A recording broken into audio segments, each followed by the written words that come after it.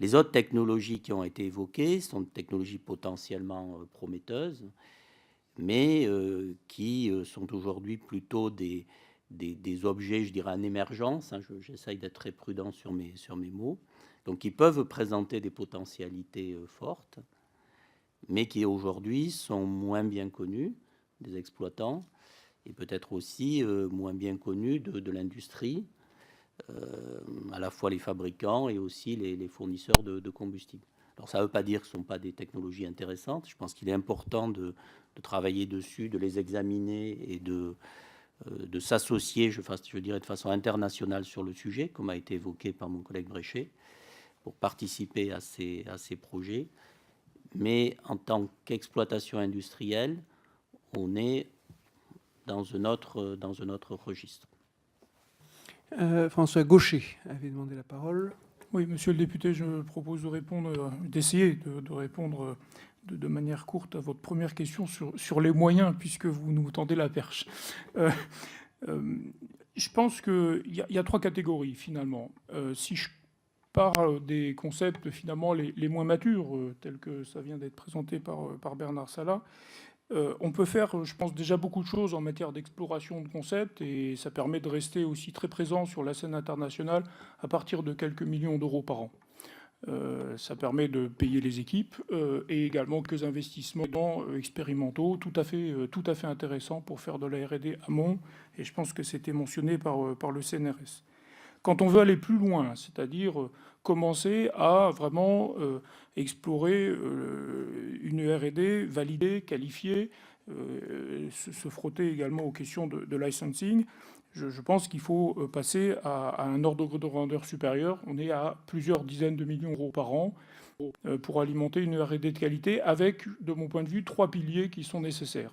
Un pilier de financement des équipes de recherche, pas simplement au CEA, c'est évidemment collaboratif.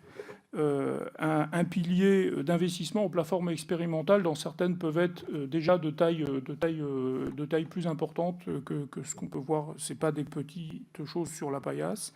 Et puis un troisième pilier qui est, à mon avis, très important, c'est qu'il faut à ce moment-là déjà commencer à travailler avec l'ingénierie, et donc se coupler à une ingénierie du type Framatome ou Technicatome, des ingénieries qui sont capables de finalement rappeler aux chercheurs qu'il existe des réalités basiques d'exploitation, mais également de corrosion des matériaux, de dimensionnement thermomécanique, etc., qui peuvent rendre le passage difficile de l'idée à la concrétisation. Enfin, troisième catégorie, c'est au moment où là, cette fois-ci, on passe en phase de construction et on parle d'un chantier à ce moment-là. Et là, on parle d'un investissement qui est de quelques milliards, de 2 à 5 milliards, ça dépend du positionnement de la machine. Un ordre de grandeur a été donné dans la présentation sur Mira. C'est à peu près une dizaine d'années, typiquement, de construction. Et je pense que pour les deux dernières catégories dont j'ai parlé, il faut envisager le financement absolument de manière collaborative et internationale. Personne ne peut se payer ce genre de choses tout seul. Il faut déjà partager les investissements. J'ai donné l'exemple d'Astrid où on compte évidemment sur une collaboration très forte avec le Japon pour finalement renforcer les deux programmes nationaux sur la question. Ces collaborations, elle n'est absolument pas limitée en bilatéral, elle peut être multilatérale. Je pense que c'est un exemple à suivre à la fois pour les études de R&D sérieuses dont je parle d'ingénierie, mais aussi, bien entendu, en matière de phase de construction. Oui, merci à tous les intervenants pour ces brillants exposés. Moi, je ne suis pas ingénieure. Je remercie Madame Merle de nous avoir présenté quelque chose de plus rassurant pour un médecin en termes de sûreté. Mais bon, la question que je me pose ici devant cette assemblée, c'est de savoir si vous êtes là pour collaborer ensemble à des projets ou alors si chacun vient pour défendre sa position et ce qu'il a connu jusqu'alors. Donc, ma question est simple. Est-ce que on va vers des projets innovants ou est-ce qu'on est dans la continuité de ce qui existe déjà et que je reconnais, qui est effectivement le fruit de longues années de travail à un stade actuellement industriel. Voilà, donc Où va-t-on dans la collaboration entre vos différents projets? Et dans un contexte où il s'agit de différents projets qui ont tous leurs coûts. Nous avions une question d'Angèle Préville. Merci à tous les intervenants et je salue aussi la présentation de Madame Merle assez éclairante. Donc moi, je crois qu'il faudra retenir les leçons du passé et notamment des projets qu'on a pu avoir par le passé qui sont toujours pas en réalisation actuellement et de ne pas se lancer peut-être trop vite et trop fort sur des technologies qui n'ont peut-être pas d'avenir. Alors, moi, je vois et je me réjouis que les recherches s'orientent vers des technologies avec des petits réacteurs, parce que je crois que dans l'avenir, avec la transition énergétique, il faudra sans doute s'adapter et faire plus ce genre de choses, qu'il faille le faire aussi au niveau international. Et notamment, les critères sont les déchets, je pense, et les critères de sûreté également. Voilà, alors je suis comme les autres parlementaires, je me pose des questions aussi sur les choix. Donc voilà, merci. Madame Merle, vous souhaitiez ajouter quelques mots? Merci, juste une bricole. Effectivement, pour mentionner que j'ai entendu la date de 2003 pour mentionner. Je pense que depuis une quinzaine d'années, puisque nous sommes en 2018, le panorama international a énormément changé. Et comme mentionné par Yves Bréchet en début de cette séance, le futur du nucléaire est international. Donc je pense que suivre ce qui se fait est capital. Et pour répondre à une autre question sur la collaboration, oui, bien sûr, il est indispensable de collaborer. C'est la demande, d'ailleurs, que je porte, c'est d'une collaboration, d'un programme de recherche institutionnelle, parce que je pense que la France a beaucoup de force, mais que pour faire un suivi je pense qu'on a des rôles de leadership effectivement possibles, et pour cela, il est indispensable d'avoir je parle pour le CNRS bien sûr, mais d'avoir des partenariats avec les grands experts du CEA, d'avoir un partenariat avec les industriels du domaine, Framatome, EDF, Orano, etc.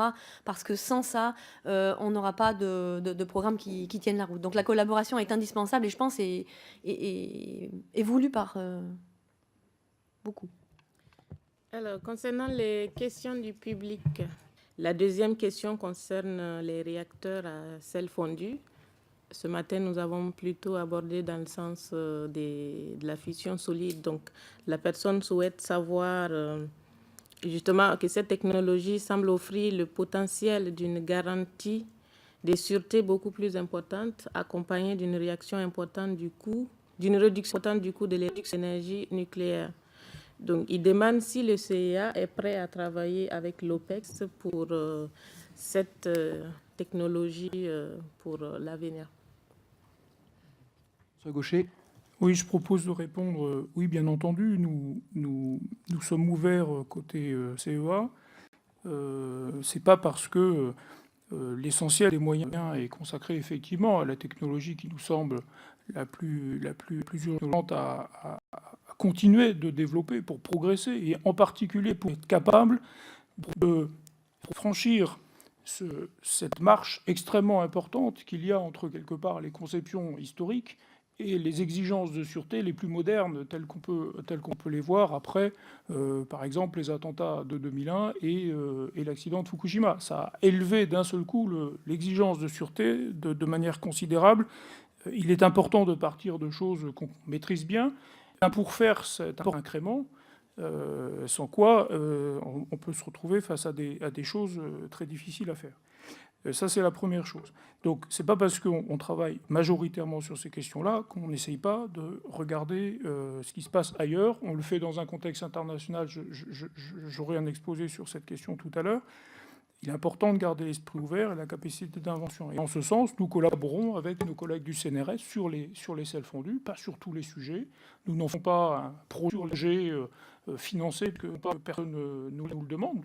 Côté du gouvernement, nous finalement nous rendons compte sur nos programmes. Si le gouvernement souhaite qu'un programme soit lancé sur les sels fondus, on sera évidemment tout à fait prêt à le faire. Mais d'un point de vue académique, il y a de la collaboration tous les jours sur ces questions-là. Dernier point, et ça a été évoqué dans une des tables rondes, sur les arbitrages entre innovation et sûreté. Je prends un exemple sur la génération 4. Génération 4, moi, je souscris au choix qui a été fait, en tout cas par la France, parmi l'ensemble des réacteurs proposés dans la génération 4, plutôt aller explorer les réacteurs, les fast breeders, les réacteurs à neutrons rapides, pour une raison tout à fait simple. Même si d'autres réacteurs ont des caractéristiques intrinsèques de sûreté peut-être meilleures, potentiellement en tout cas, nous pensons que de manière pratique, le savoir-faire acquis sur les réacteurs à neutrons rapides en France sera plutôt un gage de sûreté à la fin. Encore une fois, il y a une très grande différence entre un design théorique qui peut apparaître extraordinairement séduisant pour plusieurs raisons, y compris en termes de sûreté, et de manière pratique, des problèmes de réalisation. Par exemple, sur un certain nombre des réacteurs de génération 4, un certain nombre travaille à très haute température. La question de la qualification des matériaux à très haute température, c'est une vraie question scientifique, mais c'est à terme évidemment une vraie question de sûreté, de savoir si tout ça résiste bien et dans la durée aux sollicitations extrêmes qu'on envisage. Voilà, je m'arrête là. Nous vous remercions tous d'avoir participé à ces débats qui ont été très très riches et très instructifs. Moi, la conclusion que j'en tire, au-delà de ce que nous a signalé le président Villani, c'est que en matière de nucléaire comme dans d'autres secteurs, l'ouverture à l'international, l'ouverture aux start-up, l'ouverture aux partenariats industriels, c'est certainement ce qui comptera le plus dans les années à venir pour pouvoir avancer.